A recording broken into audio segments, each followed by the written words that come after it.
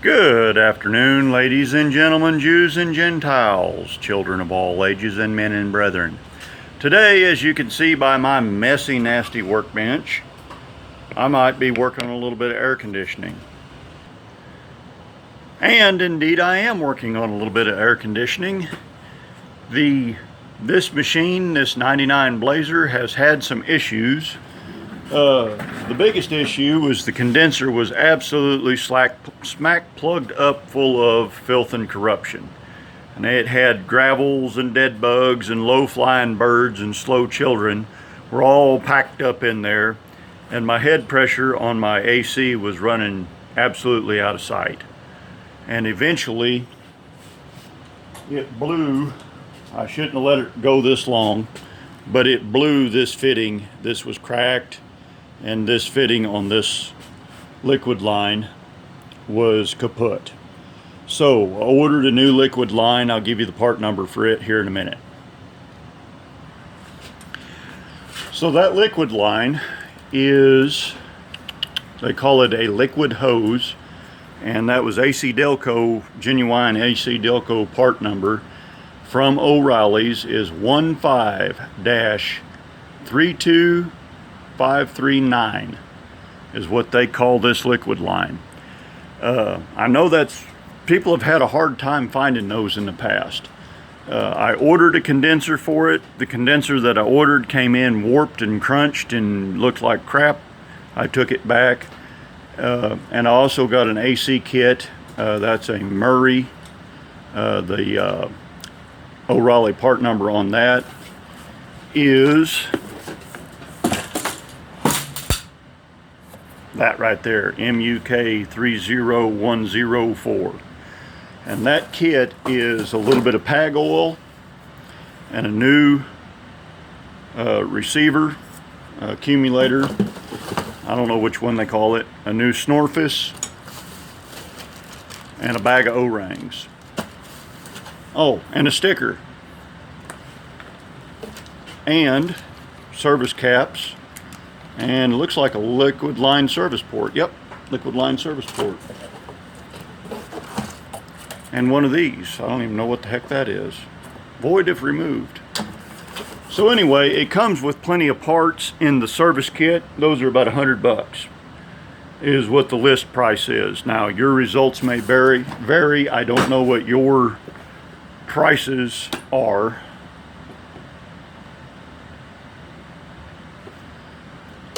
Because everybody has a different multiplier through O'Reilly's. You know, if you've got an account with O'Reilly's, you're going to get a multiplier on your parts. And I don't want to get into what my cost is, what your cost is. That's none of your dadgum business. One of the things that I wanted to really talk about in this is preferred service methods. Now, I'm a residential commercial heating and air guy. That's what pays the bills. So it's not uncommon for me to do these kinds of things. So if you're going to reuse a used part on these, now this is an old evaporator coil that was sitting out in my junk pile. So what I've got rigged up here, this is an old liquid line out of, I don't know even which rig it was, but this is an old liquid line, and it's 3/8 tubing. Now, I just cut it, cleaned it, and flared it, and I've got a 3/8 flare nut on it. Now, I have good flare tools. Your results may vary, but use good flare tools and you won't have much of a problem. So what you do to pressure test one of these is you air it up with nitrogen, not air, use nitrogen. You air it up with nitrogen, set it to some convenient number, such as 100, 60, 90, don't care. Air it up to some convenient number. And then soap bubble, you know, everything from your shutoff valve, soap bubble your fittings. If you're really anal, soap bubble everything. You know, just set it in a pan full of soapy water and just pour soapy water all over everything. If it bubbles, it's leaking. That's no big deal. So you can see my rig up here. Now these are just parts out of, this is an old accumulator that I cut the bung out of and welded some crap on there. And you know, this is nothing fancy. This is not a fancy store-bought test kit. About the only thing that's fancy or store-bought is this gauge, and it's just something I had laying around. But what you do, you pressure that up and you let it set for a day. Let it set for at least an hour with nitrogen on it, and soap bubble it. So now this is a store-bought tool. This is, you can get these at heating and air supply houses, some plumbing supply houses. The part number on this is Papa Foxtrot-Kit, the Versatech Pro Flush 8-vac flush kit. And I use that along with this goop here. This comes from O'Reilly's or maybe Napa. I've had this gallon of flush stuff for a long time. This is what I use on automotive. The flush kit from the Versatech, it does come with its own goop, but this is expensive and this is cheap. This gallon costs less than this pint, 16 ounces. So you can buy a gallon for the same price as this. This is not as stinky. But the way this flush kit works, you have a pressure vessel here, and you fill the pressure vessel up with your goop. You know, you screw the top off of it, fill the pressure vessel full of goop, hook your nitrogen bottle up to it, pressure the vessel up, and then you squirt that out. You can either hook it directly on your 1/4-inch flare fitting or use the provided blowgun, but you blow that through the coil that you're wanting to blow out. I find it very important to blow out the if I'm reusing a condenser coil, I will blow out a condenser coil, especially a condenser coil, because there is nothing to catch it until it hits the snorfice. And here's the orifice that came out of this machine. It's been soaking in lacquer thinner, and I don't know if you can see the amount of crud, but there's an 1/8 of a teaspoon of crud, fine metal shavings and just trash that came out of the system that was stuck in that orifice. That's why you always replace the orifice.